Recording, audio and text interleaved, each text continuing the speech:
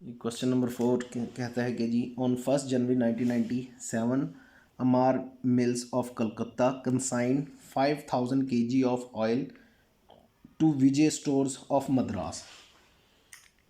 5000 kg ऑयल उसने भेजा है मद्रास विजय को। Each kg of oil cost rupees है 8 पर kg। जो कॉस्ट है ऑयल की वो 8 रुपये है। Amar mills paid ₹50 as carriage, 250 as freight and 200 as insurance. ये कंसाइनर ने खर्चे किए हैं, अमर ने खर्चे किए हैं तीनों 50, 250 और 200। During transits 500 kg were accidentally destroy for which is insurance company paid directly to consignor 2500 in fully settlement of the claim and first. अच्छा हमारा ना माल हुआ 500 का, जो 500 kg है ना वो हमारा एक्सीडेंट की वजह से डिस्ट्रॉय हो गया, तबाह हो गया, जिस पे इंश्योरेंस कंपनी ने हमें 2500 कैश पेमेंट कर दी, कंपनसेट पे कर दी है। लेकिन अभी हमने देखना है बाकी कितना लॉस हुआ है या प्रॉफिट हुआ है कि भाई एक्चुअली हमारा लॉस हो कितने का रहा था और इन्होंने दिए कितने हैं। नेक्स्ट साइड पे आ जाते हैं। 1 April 1997 Vijay stores of Madras reported that 3500 of kg of oil were sold at the rate 9.5 per kg। अब विजय ने आगे ना सेल कर दिया है 3500 kg ऑयल, जिसकी सेल प्राइस है पर kg 9.50। एक्सपेंस बिंग गोदाम रेंट है ₹500, सेल्समैन सैलरी है 750। ये दोनों कंसाइनी के खर्चे हैं। Vijay stores entitled to a 5% commission on sale. Vijay है ना 5% कमीशन ले रहा है। Vijay stores also reported a loss of 20 kg due to leakage. अब वो बता रहा है कि हमारा ना 20 kg है ना और लॉस हो गया लीकेज की वजह से। अच्छा, show the consignment account, consignment of Madras account, Vijay stores account and consignment stock account in the books of the consignor. ये अब हमने 3 अकाउंट बनाने हैं और इसमें अब नॉर्मल लॉस भी है और नॉर्मल लॉस भी है। अब नॉर्मल लॉस ये 500 है जो एक्सीडेंट की वजह से हुआ है, और अब नॉर्मल लॉस जो नॉर्मल लॉस है वो 20 kg है। तो मैं आपको पहले भी बता चुका हूँ कि अब नॉर्मल लॉस और नॉर्मल लॉस में फ़र्क क्या होता है। अब नॉर्मल लॉस वो लॉस होता है जो रूटीन से हट के हो जाए, यानी कि एक्सीडेंट रोज़ तो नहीं होते, ये कभी कभार होते हैं। आग लग गई, एक्सीडेंट हो गया या ट्रक उलट गया, जो भी है हमारा नुकसान हो गया, ये बड़ा नुकसान है, ये हमारा अब नॉर्मल लॉस है, यानी रूटीन से हट के नुकसान है। और कुछ नुकसान ऐसा होता है जो रूटीन में होना ही होना होता है। अब जैसे ऑयल आ रहा है तो उसमें लीकेज तो नॉर्मल बात है कि होगी, कोई ना कोई आधा पैकेट या कुछ पैकेट kg ख़राब होते हैं, ये नॉर्मल लॉस है, ये कंपनी को भी पता होता है कि लॉस होना ही होना होता है। तो ये छोटे पैमाने पे भी होता है और ज़्यादा बड़ा नहीं होता है, इसलिए इसको हम नॉर्मल लॉस कहते हैं। इनकी ट्रीटमेंट भी हम देखेंगे आज, इसको रीड भी करेंगे कि नॉर्मल लॉस क्या है और अब नॉर्मल लॉस क्या है। स्टूडेंट्स, आज हम क्वेश्चन नंबर 4 लेके आए हैं और इस क्वेश्चन में सबसे पहले हमने अब नॉर्मल लॉस निकालना और कंसाइनमेंट अकाउंट बनाना सीखेंगे। इसमें नॉर्मल लॉस की ट्रीटमेंट भी देखना है और हमने अब नॉर्मल लॉस की ट्रीटमेंट भी देखना है। तो ये स्टूडेंट्स को सबसे ज़्यादा प्रॉब्लम इन्हीं चीज़ में होती है। वह कंसाइनमेंट का वैसे चैप्टर बहुत ईजी है, तो अगर आपने ये कर लिया तो इसका मतलब है आपका कंसाइनमेंट का चैप्टर कंप्लीट हो गया है। तो अब क्वेश्चन नंबर 4 है, मुखर्जी की बुक से आपने क्वेश्चन नंबर 4 देखना है कंसाइनमेंट का। तो सबसे पहले मैंने क्वेश्चन रीड कर दिया था। तो उसने अमार ने 5000 kg क्या कहते हैं ऑयल भेजा था और पर kg था 8 रुपीज़। तो ये हमारे पास आ जाएंगी गुड्स एंड जो अमाउंट है हमारे पास 5000 kg है और इसका जो रेट है वो 8 रुपीज़ है, तो ये टोटल बनेगा हमारे पास 40,000। ये हमारी गुड्स सेंड आ गई है, ठीक है। उसके बाद इसने गुड्स सेंड करने के ऊपर कुछ खर्चा किया है, वो खर्चा भी लिखेंगे। तो कंसाइनमेंट डेबिट होता है, जो जर्नल एंट्री करना चाहे वो जर्नल एंट्री कर ले, और कैश क्रेडिट होता है बेसिकली। तो लेकिन इसकी अमाउंट है, कैरेज है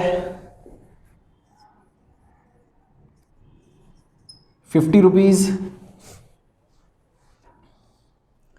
फ्रेट है हमारे पास 250 और इंश्योरेंस है हमारे पास 200। तो ये टोटल हो जाएगा 500। ये कंसाइनर ने खर्चे किए हैं जो माल को सेंड करने पे हुए हैं हमारे पास। उसके बाद ये रास्ते में ही हमारा जो माल था वो क्या हो गया, डिस्ट्रॉय हो गया। 500 kg ऑयल हमारा डिस्ट्रॉय हो गया। ये अब एबनॉर्मल लॉस है, नॉर्मल लॉस नहीं है। एबनॉर्मल लॉस मैंने पहले भी बताया, वो लॉस जो रूटीन से हट के हो और बड़ा थोड़ा सा नुकसान हो, उसको हम एबनॉर्मल लॉस कहते हैं। अब एबनॉर्मल लॉस निकालना है हमने कि किस तरीके से हुआ है। तो सबसे पहले हमने एबनॉर्मल लॉस में जो गुड सेंट होगी वो लेनी है, जो हमारे पास अमाउंट है उसकी 40,000, और इसके अंदर जो भी एक्सपेंस हुए कंसाइनर के वो भी इंक्लूड करना है, क्योंकि गुड्स के ऊपर वो खर्चा हो चुका था ऑलरेडी। तो जो 500 रुपीज़ बनते हैं, तो ये टोटल हो गया 40,500 रुपीज़। अब 40,500 का ये जो टोटल है, इसको मल्टीप्लाई कर देना है रिमेनिंग यूनिट से जो है हमारे पास, यानी कि डिस्ट्रॉय यूनिट जितने हुए हैं, लॉस जितना हुआ है वो 500 यूनिट थे, और टोटल यूनिट कितने हैं जी हमारे पास 5,000। तो ये हमारा लॉस निकल आएगा। अमाउंट इसकी ज़रा हमें 4050 हमारी ये निकलाया लॉस। इधर लिखेंगे एबनॉर्मल लॉस या लॉस इन ट्रांजिट भी कह सकते हैं। ये आएगा 4050। अच्छा, हमें जो लॉस हुआ है वो तो इतना ही हुआ है। हमें इसे इंश्योरेंस क्लेम से 2500 इसके रिसीव भी हो गए हैं, लेकिन हमने एबनॉर्मल लॉस हमने इधर ही लिख देना है। जब हम लॉस इन ट्रांजिट्स का अकाउंट बनाएंगे तो वहाँ पे ये इंश्योरेंस क्लेम भी हमारे पास आएगा। उसके बाद इसने सेल की है 3500 यूनिट की हैं 9.5 के हिसाब से।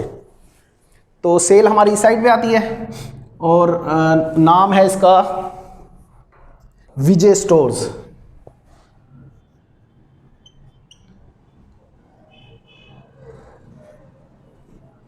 ये सेल्स है हमारी, ठीक है। तो 3500 यूनिट है और एक यूनिट है 9.50 का, जो अमाउंट बनेगी 33,250। क्लियर है जी। अब हमारा नॉर्मल लॉस भी निकला है, सेल भी निकलाई है, कंसाइनर गुड सेंड भी निकला है, और कंसाइनर एक्सपेंस भी निकला है। अब कंसाइनी ने कुछ खर्चे किए हैं हमारे पास, जो हमारे पास गोदाम रेंट है 500 का, और सेल्समैन सैलरी है 750 की। ये हम विजय के नाम से लिखना है, विजय स्टोर्स। ये हमारे पास है जी गोदाम,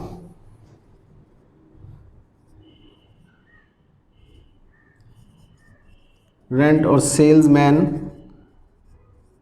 सैलरी, जो अमाउंट बनती है जी 750 एंड 500। 500 हमारा गोदाम रेंट है, 750 हमारा ये है, टोटल हो जाएगा जी 1250। ठीक है जी। उसके बाद इसने कमीशन चार्ज किया है 5%। 5% कमीशन भी हमारा विजय के उसमें आ जाएगा, विजय स्टोर्स में।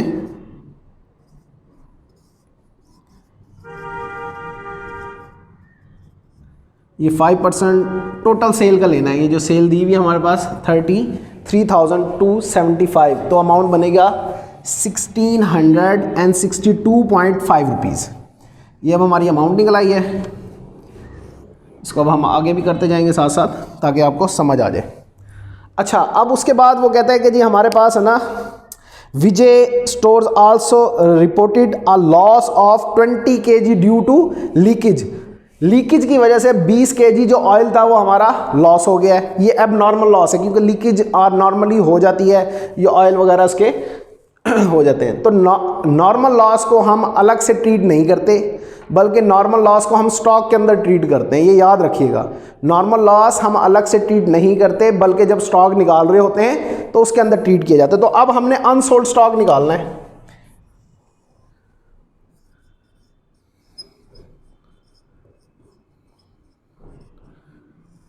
तो सबसे पहले तो ये टोटल ले लेना हमने, टोटल जो गुड्स सेंड हुई थी हमारे, उसके ऊपर जो खर्चा आया था और गुड्स सेंड थी, उन दोनों को टोटल कर लेना है। 40,500 रुपीज़ आ गए। सबसे पहले ये याद रखना है, इसमें से लेस करना है एबनॉर्मल लॉस, ये याद रखिएगा, इसमें सबसे पहले क्या लेस करना है, एबनॉर्मल लॉस। ये एबनॉर्मल लॉस लेस करेंगे तो टोटल अमाउंट आएगी 36,450 अमाउंट।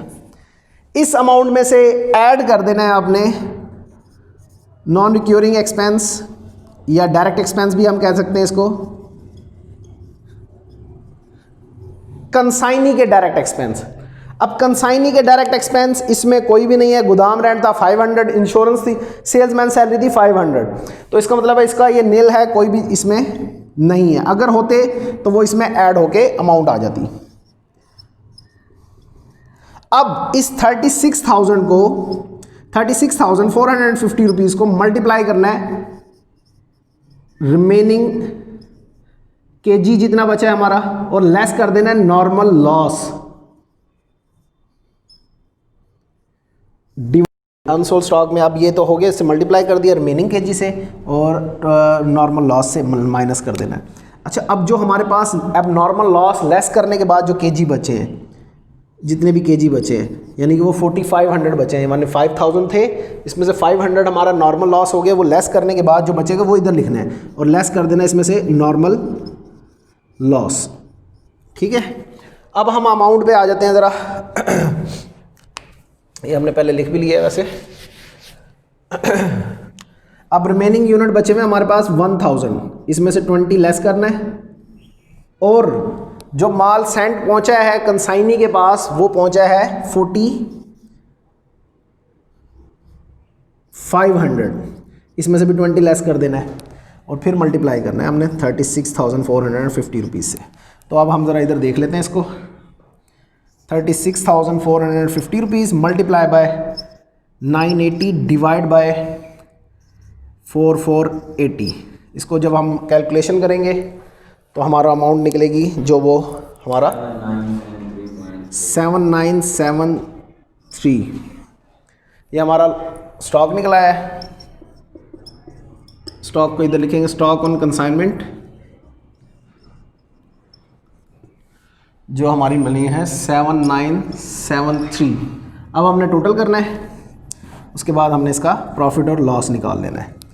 तो ये टोटल ज़रा कैलकुलेट कर लेते हैं, और ये सारा कुछ आपको नज़र आ रहा होगा। ये हम 45,273.4 आ जाएगा जी, क्योंकि ये 0.4 है बेसिकली निकला है यहाँ पे, इसलिए ये 4 में आंसर आ रहा है। अब ये लेस कर देते हैं हम सारा,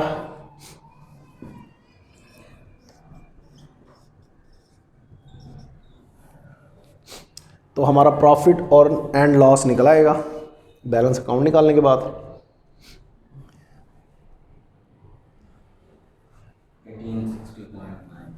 1860.9 ये हमारा आंसर निकला है, जो हमारा प्रॉफिट एंड लॉस है। बेसिकली हमारा प्रॉफिट है, हम इस अकाउंट को कहते हैं प्रॉफिट एंड लॉस। अगर इधर भी निकलता लॉस भी होता तो तब भी हम प्रॉफिट एंड लॉस ही लिखते, लेकिन होता है वो हमारा लॉस है।